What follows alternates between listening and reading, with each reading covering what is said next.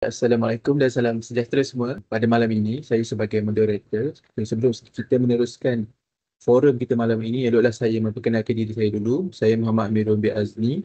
Okey, sebelum kita bermula, eloklah saya memperkenalkan setiap ahli yang akan membincangkan topik kita pada malam ini, iaitu penggunaan kecerdasan buatan AI dalam pembelajaran bahasa Melayu.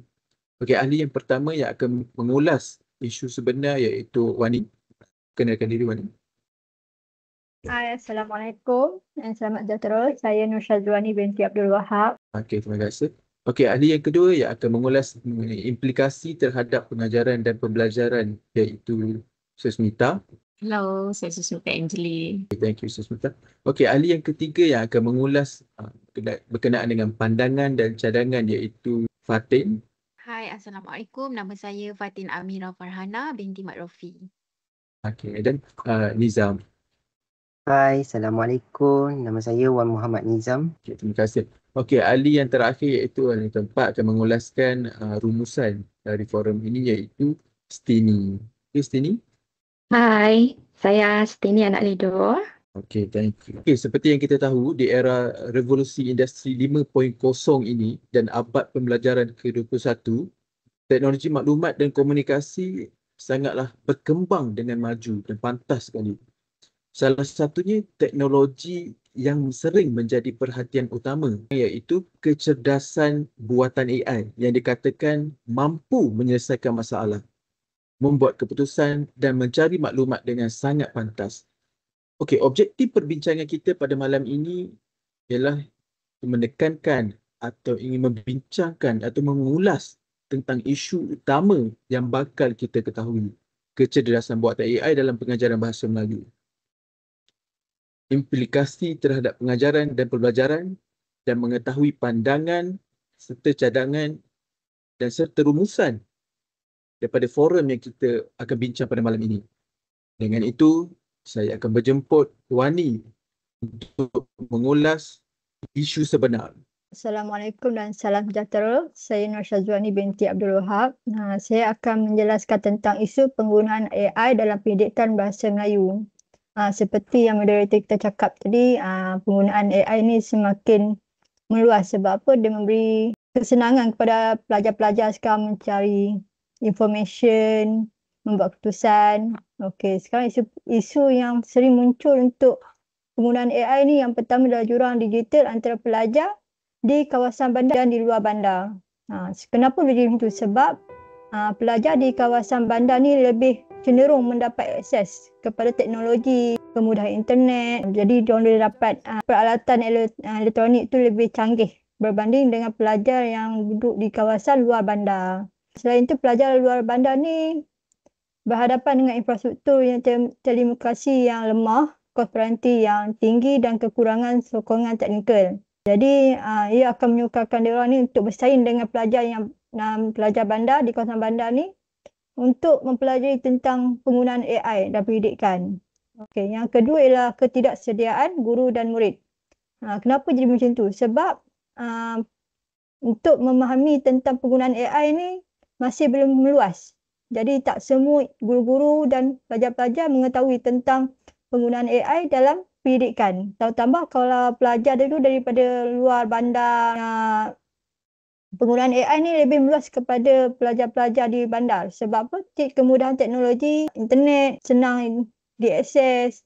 Jadi lagi satu disebabkan guru-guru tidak keyakinan untuk menggunakan alat teknologi AI. Okey, yang terakhir ialah kebergantungan yang berlebihan terhadap AI.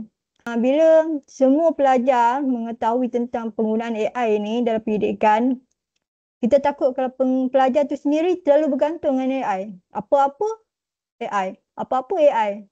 Sebab apa? Kemudahan mendapat information tu sendiri. Kita nak buat keputusan apa-apa pun AI juga kadang-kadang. Okey, lepas tu untuk pelajar yang paling berbahaya ialah mengurangkan daya pemikiran kritis dan kreatif. Apabila kita terlalu gantung dengan AI, pelajar-pelajar kurang menggunakan daya dia orang sendiri. Berbanding dengan pelajar-pelajar dulu, usaha betul-betul lah untuk dapatkan information melalui pembacaan kita ke, menonton dokumentari ke, asalkan kita mendapat segala informasi yang kita nak. Lepas tu, isu privacy dan keselamatan. Seperti kita tahu bila kita nak login, kita kena masukkan data-data yang dia minta kan. Jadi bila kita masukkan data tu, kita secara automatik kita punya privacy dan keselamatan kita tu sedikit terganggu lah. Sedikit berbahaya untuk kita. Kita tak tahu apa yang dia orang buat dengan kita punya data-data peribadi kita. Lepas tu pelanggaran hak peribadi pelajar dan guru sekiranya tidak dikawal. Sekarang ni macam-macam tengok orang suka buat apa. Guna muka kita tapi latar belakang orang lain, benda lain. Jadi kita takut itu yang berlaku sekarang ni. Jadi kalau kita sebagai pelajar dengan guru ni kita tak kawal secara betul-betul, memang masalah. Jadi kita cakap penggunaan AI ni ada baik ada buruk. Pro and kontra. Okay, terima kasih moderator. Okey, terima kasih Wani kerana menyampaikan poin-poin isi-isi yang cukup kita kata mengupas isu utama. Okey, seterusnya kita akan menjemput ahli yang kedua iaitu Susmita yang akan mengulas mengenai implikasi pengajaran dan pembelajaran AI ini. Okey, terima kasih moderator. Saya Susmita Angelie, anak Manggi, dan hari ini saya akan berkongsi tentang satu topik yang semakin penting dalam dunia pendidikan masa kini, iaitu manfaat kecerdasan buatan atau AI dalam pendidikan bahasa Melayu.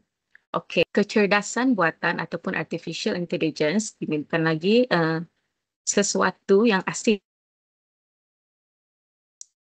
Tapi bagaimana sebenarnya AI membantu dalam pembelajaran bahasa Melayu? Okey, yang pertama, pembelajaran diperibadikan dan adaptif. Salah satu manfaat utama AI ialah keupayaannya untuk menyesuaikan kandungan pembelajaran mengikut tahap penguasaan seseorang murid. Ini bermakna setiap pelajar boleh belajar mengikut kemampuan masing-masing. Bagaimana ini berlaku?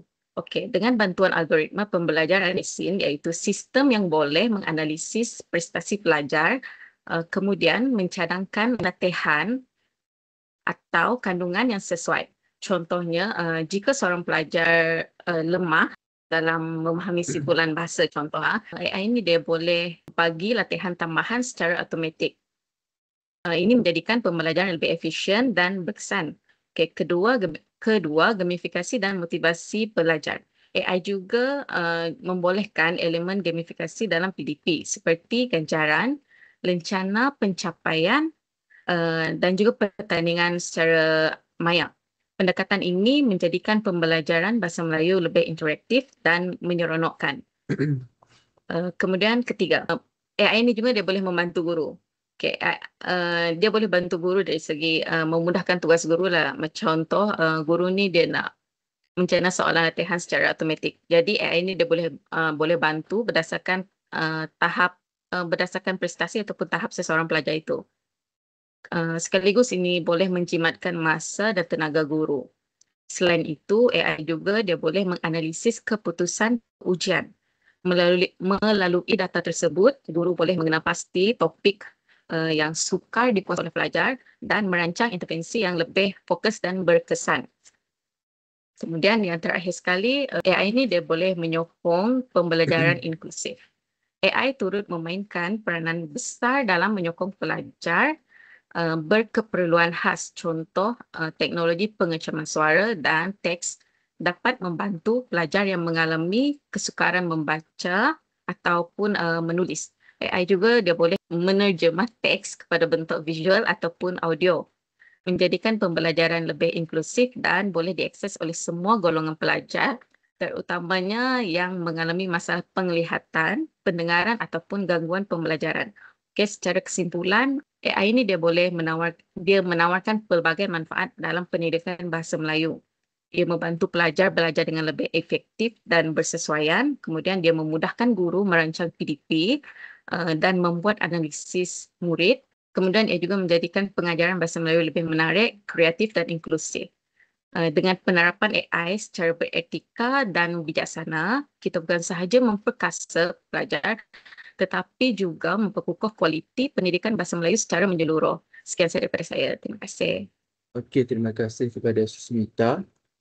di atas pencerahan yang diberikan manfaat AI dalam pendidikan bahasa Melayu, bahawa kita sedar AI ni bukan ada keburukan semata-mata tetapi mempunyai kebaikan, nilai kebaikan juga untuk cikgu dan pelajar. Okey, seterusnya kita ke ahli yang ketiga iaitu Fatin yang akan mengulas berkenaan dengan cadangan sebagai pendidik.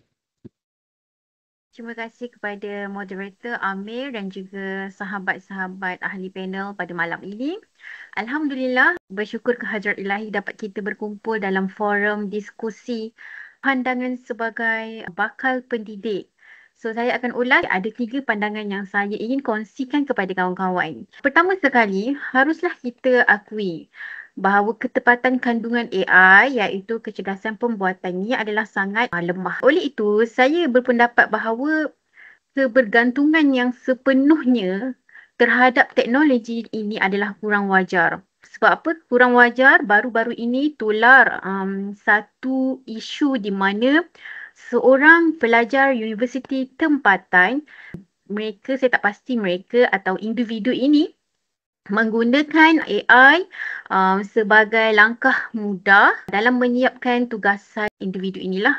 So, daripada dapatan paparan yang tular di media sosial itu, kita dapat lihat yang penggunaan bahasa Melayu ni tidak setanding dengan penggunaan AI dalam bahasa Inggeris. So, itu jelas bukti yang menunjukkan bahawa AI ini punya kelemahan dalam memahami tata bahasa yang tinggi serta keindahan susunan bahasa Melayu yang sebenar ni dia sangat kurang lah. Okey. Yang kedua yang ingin saya tekankan pada malam ini ialah mengenai penggunaan AI secara meluas yang sangat menjejaskan kemahiran berfikir secara kreatif dan kritis dalam kalangan pelajar. Mereka ni terlalu bergantung kepada AI yang menyebabkan, sedangkan kita tahu kepentingan kemahiran berfikir tumpul. Walaupun ketepatan dalam bahasa Melayu ni masih dipersoalkan, pelajar ni dia tetap akan jadikan teknologi AI ni sebagai jalan pintas untuk siapkan tugasan, untuk cari idea. So bila perkara ini berlarutan, terus dibiarkan, ia ni seperti barah yang lama-lama, semakin lama akan memusnahkan keupayaan berfikir pelajar. Kemahiran berfikir ni amatlah penting dalam menyelesaikan masalah kehidupan seharian. So, apabila kita gagal mengawal kebergantungan ini yang menyebabkan pelajar-pelajar ni, dia boleh hilang upaya berfikir. Nak dijadikan contoh, bila berlakunya gangguan teknologi seperti gangguan internet ataupun apabila sesuatu sistem dihack, so masa ni lah kita dapat tengok dah dia ni boleh ke tak berfikir. Kita pun tak boleh nak fikir secara cepat macam mana kita nak selesaikan sesuatu masalah tanpa penggunaan AI. Dan seterusnya, aspek interaksi sosial dalam kalangan pelajar yang dilihat semakin merosot akibat penggunaan AI ini. Okey, yang ini jelas yang kita dapat tengok pada masa zaman yang penuh dengan kepesatan teknologi ini, interaksi sosial dalam kalangan pelajar semakin merosot akibat penggunaan AI. So, pelajar ni dia kurang berkomunikasi. So, kita dah ada WhatsApp, Facebook dan sebagainya. So, bila dekat dalam media sosial, kita tengok, wow, diorang ni macam boleh berkomunikasi. Hebat sangat bersosial. Tapi sebenarnya, dekat depan-depan ni, pelajar tak macam tu. Diorang ni terus jadi introvert, terus keluar. Diorang takkan tanya-tanya dah kawan-kawan dekat depan-depan. Kadang-kadang malas. WhatsApp.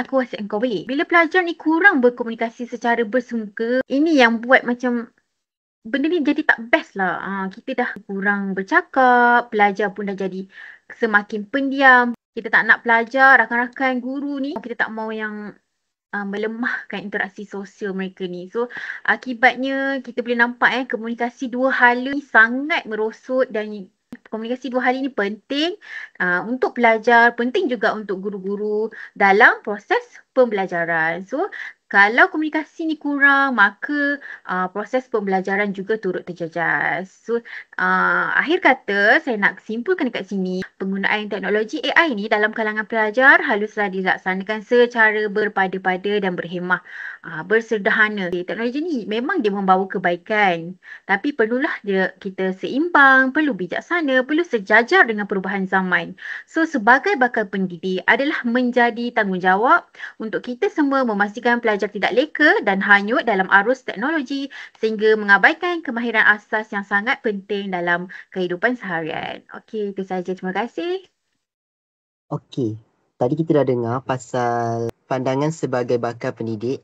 Okey, daripada segi cadangan saya sebagai pendidik dalam penggunaan teknologi AI dalam pembelajaran ni, tak semestinya kita, apa orang cakap, lebih kepada membelakangkan, sebab kita dapat tengok pada dunia sekarang ni lebih memfokuskan kepada pembangunan teknologi ataupun lebih kurang kita panggil kecergasan buatan AI yang dibina oleh manusia sendiri juga. Jadi macam mana cadangan saya dalam sebagai bakal pendidik dalam mengusahakan serta mengaplikasikan dalam sistem pendidikan bahasa Melayu ni? Yang pertama, kita dapat pastikan bahawasanya kita menggunakan chatbot untuk latihan dari segi bertutur ataupun menulis dalam kalangan siapa? Terutamanya dalam kalangan pelajar lah. Kerana apa? Sebab penggunaan chatbot AI ni adalah bertujuan untuk melatih diorang untuk bertutur, bercakap ataupun menulis dengan chatbot dalam bahasa Melayu. Walaupun kita kenal chatbot ini adalah penggunaan bahasa Inggeris yang agak meluas, tetapi kita cuba usahakan kepada penggunaan bahasa Melayu dalam bidang pembangunan intelektual bahasa Melayu itu sendiri. Okey, yang kedua ni kita dapat fokuskan adalah chatbot ni juga boleh digunakan sebagai rakan perbualan maya ataupun rakan kita semasa nak jalankan sesuatu kerja dari segi membantu kita dalam pembelajaran, dalam membina keyakinan diri serta dalam komunikasi kita antara satu sama lain. Sebagai contoh, pelajar tersebut tiada keyakinan, dia akan bertanya kepada chatbot itu sendiri. Contoh, dia akan bertanya soalan tu, macam mana dia nak dapatkan keyakinan tu untuk berusaha bercakap dengan orang lain. Akan dibagilah jawapan dia. Contohnya, sebagai contoh, perlu mempunyai keyakinan yang tinggi, semangat yang wajar dan sebagainya. Okey, yang kedua saya nak sentuhkan adalah cadangan saya adalah sebagai aktiviti sastra berasaskan AI. Okey, apa yang disebutkan sebagai aktiviti sastra berasaskan AI ni? Iaitu pelajar boleh meminta serta menjana puisi ataupun cerpen berdasarkan tema ataupun topik tertentu dengan bantuan AI. Sebagai contoh, kita nak mengolah sesuatu sajak atau puisi. Kita tidak tahu nak membina sesuatu puisi tu. Sebagai contoh, puisi mengenai buku. Kita perlu bertanya serba sedikit, jangan terlampau banyak. Serba sedikit saja untuk kita dapat tahu. Oh, macam tu kita boleh dapatkan cara kita nak binakan sesuatu puisi ataupun cerpen. Okey, yang kedua adalah aktiviti boleh dijadikan sebagai projek kreatif dan penghayatan untuk murid yang berbakat dalam bidang tersebut. Sebagai contoh, sekarang ni bidang kita nak tarikkan balik adalah puisi, cerpen, pantun, seloka. Itu yang telah dilupakan oleh dunia zaman sekarang ni, terutamanya dalam dunia pendidikan ini. Jadi macam mana kita nak mematabatkan balik pada bidang tersebut? Jadi kita kena refer kepada serba sedikit dalam penggunaan AI ini. Okey, yang ketiga adalah aktiviti penulisan berbantukan atau berasaskan AI. Okey, macam mana guru-guru ni nak menggalakkan pelajar tu menggunakan AI ni? Iaitu menggalakkan pelajar menghasilkan karangan dengan bantuan AI sebagai rujukan ataupun pengubahan semula ayat tersebut. Sebagai contoh, pelajar tersebut tiada idea untuk mengolah sesuatu pendahuluan. Jadi dia memerlukan bantuan serba sedikit sahaja. Jangan terlampau berlebihan. Membantu mereka untuk mengolah kembali ayat tersebut. Oh, jadi mereka dah dapat jawapan tu dan mereka mampu mengolah balik jawapan tersebut. Yang kedua adalah menggunakan AI untuk semakan ejaan, tata bahasa ataupun struktur ayat tersebut agar pelajar tu dapat memperbaiki karangan mereka menjadi lebih mantap serta karangan tu menjadi lebih matang. Sebagai contoh, kita tidak sedar menulis karangan adalah kita terlepas pandang, pelajar terlepas pandang kesalahan ejaan tu. Kadang-kala pelajar ni dia dah kesuntukan masa untuk menghantar sesuatu karangan, mereka menghantar dengan kesalahan bahasa. Jadi guru tak salah sebenarnya kalau guru menggalakkan pelajar ni untuk menggunakan AI dalam penyemakan dari segi ejaan, tata bahasa atau struktur ayat tu tersebut. Okey, yang ketiga ni adalah kesediaan maklum balas automatik bagi karangan pelajar, khususnya pada aspek tersebut. Contohlah, kata penggunaan imbuhan ataupun struktur ayat tu tersendiri. Ayat tu dah salah. Sudah terang lagi bersuluh ayat tu telah salah, pelajar tu tidak nampak. Jadi kita nak bantu mereka nampakkan tu adalah cuba mereka menggunakan AI. Sebab kita nak selarikan dengan kemajuan teknologi pada masa kini. Dan yang terakhir saya nak cakap sebesikit adalah pengajaran sastra secara kreatif. Guru juga boleh menggunakan AI untuk menjana puisi ataupun sajak berdasarkan tema tertentu. Inspirasi daripada pelajar tu sendiri. Dan laksanakan aktiviti ni sebagai, macam saya katakan adalah tadi, untuk memartabatkan balik apa yang telah lama dah dilupakan oleh masyarakat sekarang ini. Dan tugas guru juga bukan sekadar berperanan untuk mengajar sahaja, akan tetapi guru juga berperanan penting dalam menghasilkan pelajar yang mahir dalam dunia AI serta mampu memartabatkan AI ni sendiri dalam pendidikan. Itu saja daripada saya. Terima kasih. Okey, terima kasih kepada Fatin dan Nizam yang telah memberikan pandangan dan cadangan. Kita dah tahu AI ni boleh guna, tapi kita jangan sampai membiarkan otak kita ni tak function terus. Boleh jadikan sebagai bahan rujukan ataupun idea untuk membuat satu karangan, orang kata kan. Kita dah nak habis, forum kita dah nak habis. Sebagai rumusan, saya akan menjemput Stini untuk mengulaskan.